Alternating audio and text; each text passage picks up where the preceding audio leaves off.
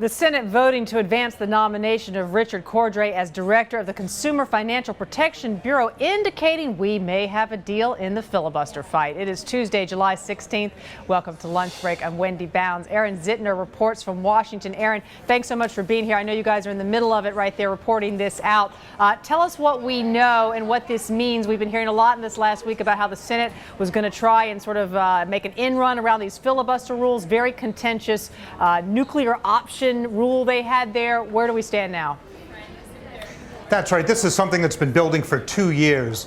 President Obama has nominated people, even in his first term, who never got confirmation votes because Republicans would filibuster the nominations and not allow them to come to a vote. So pressure has been building to resolve some of these nominees who have been hanging out there for a while, and then another set who were nominated in his second term. The Democrats had threatened to detonate what they called the nuclear option, which would be to basically strip the minority party of the power to block these nominations with a filibuster. The minority party uses filibusters as an important tool. In this case, it's the Republicans.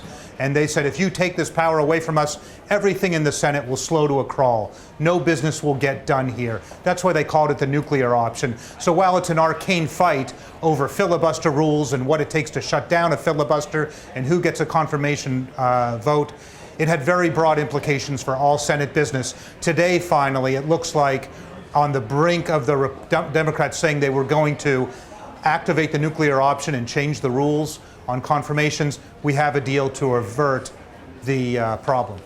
And Aaron, I mean, these are high-level positions. We're talking about the top positions at the Environmental Protection Agency, the Labor Department.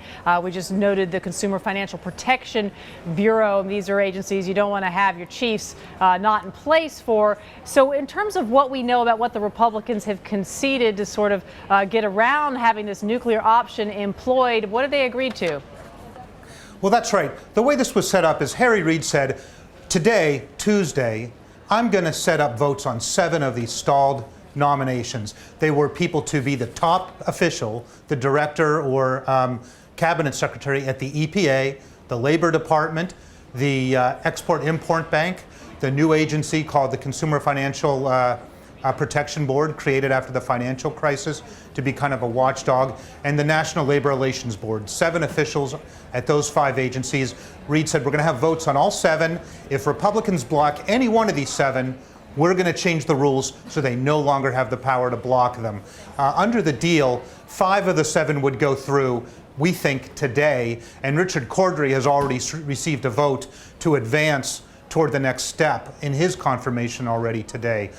So 7 of the 7, 5 would move forward. The other 2, the 2 nominees to the National Relations Board, in that case, Democrats would have to stand down. Those nominees would be withdrawn, and President Obama will pick 2 new nominees to replace them who will get votes in the near future.